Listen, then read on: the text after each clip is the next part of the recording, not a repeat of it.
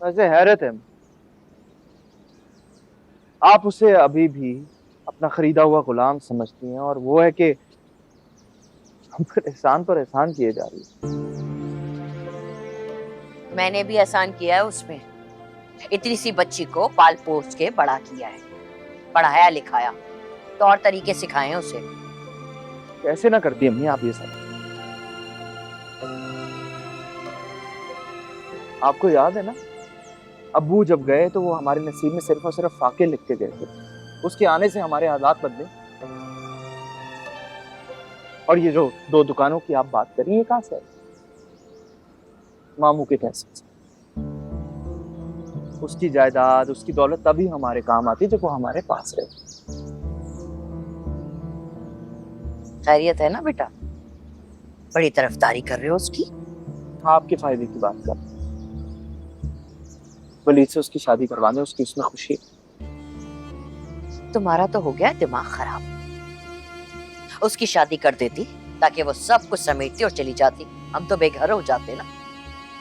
सवाल ही पैदा नहीं होता। किसी कीमत पे मैं उसकी शादी नहीं करूंगी, वरना ये घर मेरे हाथ से चला जाएगा। अगर उसका रवैया बदल गया ना आपके साथ और उसने बगावत कर दी तो कुछ नहीं हाथ आएगा आपके।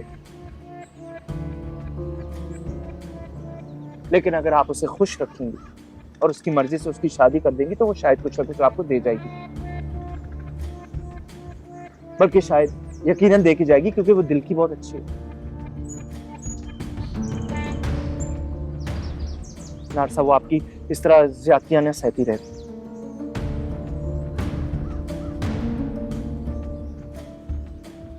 जहां तक रही बात वलीद की, तो वलीद को उसके पैसे की, उसकी जायदाद की जरूरत है। वो जल्दी पुश्ती नहीं है, वो कुछ नहीं लेगा उससे। आपका फायदा इसमें है कि आप उसकी उससे शादी करवा दें।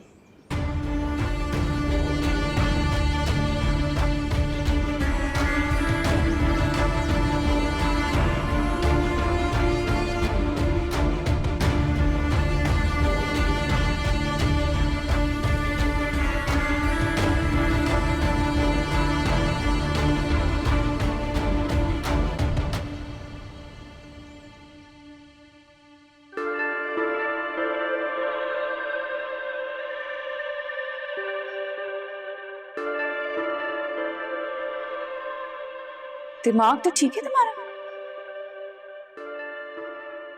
पहले तुम्हें अम्मी ने 2 दुकानें दे दी, अब तुम इस घर पे नजर जमाए बैठे हो। तौबा तौबा, मैं ऐसा सोच भी नहीं सकता। मैं तो सिर्फ एक बात कह रहा था कि तुम यहां रहने का पूरा हक रखती हो। एक बात अपने दिमाग में बिठा लो हनान, इस घर पे ना तो मेरा हक है और ना ही भाई का, क्योंकि ये घर मनाहिल का है। उसके बाप ने उसके नाम किया था।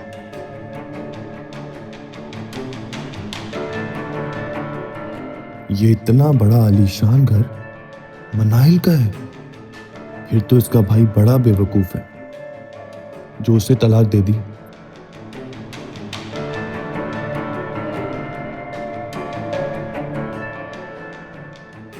तुम अभी तक घर पे ही पड़े हुए हो। तो और कहां पड़ा रहूं? जहां तुम वहां हम। बकवास अपनी बंद करो हनान।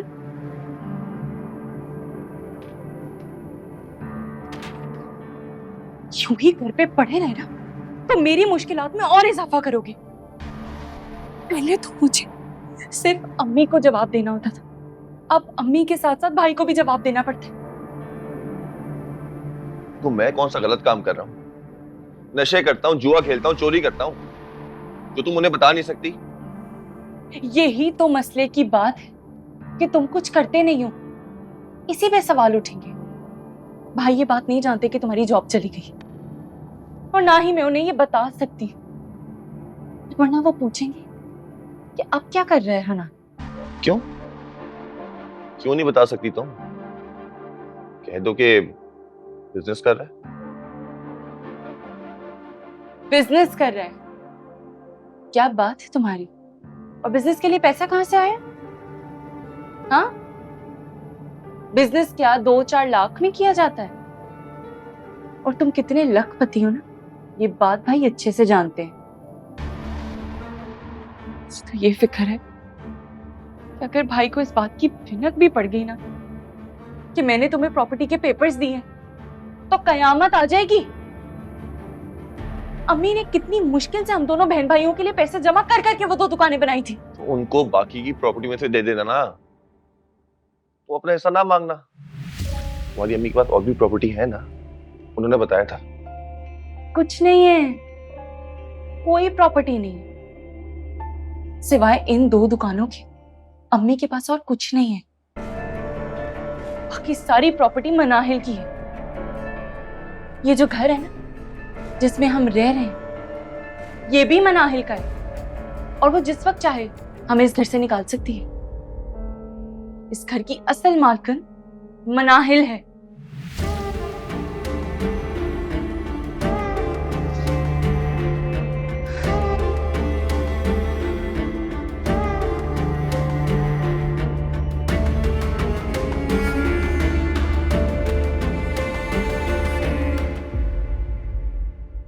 इतना जज्बाती मत हो सबा, उसकी मिजाज को समझने की कोशिश तो करो।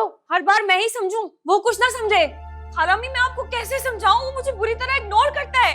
फोन हमेशा मैं करती हूँ, वो कभी नहीं करता, और तब भी मुझसे बात नहीं करता। कोई ना कोई बहाना बना के फोन बंद कर देता है। उसकी माँ बीमार है बेटा, उसके लिए आजमाइश की घड़ी है। बीमारी का बहाना आखिर कब तक चलेगा? अगर वो बीमार है तो इलाज तो चल रहा है ना उनका। और आप मुझे बताएं, क्या माँ की बीमारी की वजह से उसने दुनिया छोड़ दी? नहीं, सारे रूटीन के काम तो कर रहा है ना, लेकिन मुझे एक फोन तक नहीं कर सकता। अच्छा, गुस्सा थूको, मैं आज ही बात करती हूँ नरगिस से। हरगिज नहीं, आप उनसे कोई बात नहीं करेंगी। अगर उन्हें ये सब पता चल गया तो वो वलीद से पूछेंगी और मेरी इंसल्ट होगी। खाला अम्मी, ये सब किसी से जबरदस्ती नहीं करवाया जा सकता। जब 2 लोगों में कोई रिश्ता जुड़ जाता है तो उनके बीच खुद ब खुद मोहब्बत और उनसियत पैदा हो जाती है। मगर मुझे तो लगता है कि वलीद ने किसी मजबूरी के तहत ये रिश्ता जोड़ा है। अरे नहीं, वो मजबूरी में क्यों रिश्ता जोड़ेगा? नरगिस उससे बहुत प्यार करती है और उसकी खुशी के लिए कुछ भी कर सकती है। लेकिन अगर तुम्हें फिर भी ऐसा लग रहा है, मैं बातों बातों में मालूम करने की कोशिश जरूर करूंगी। तुम फिक्र मत करो।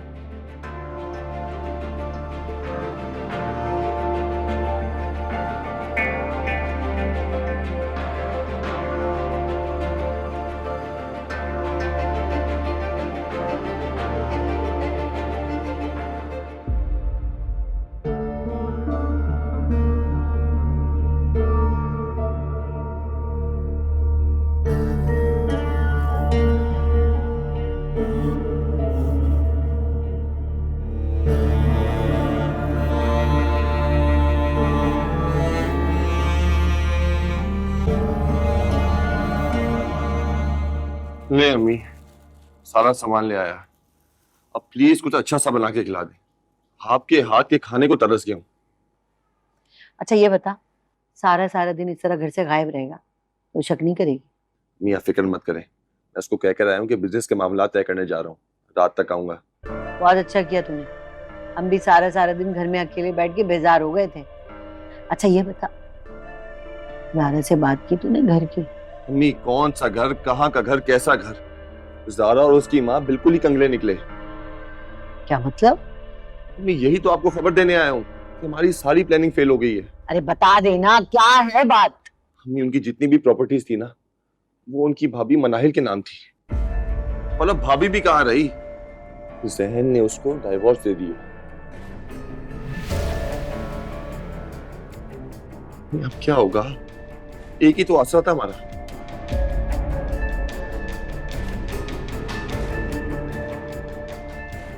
सारी प्लानिंग फेल हो गई।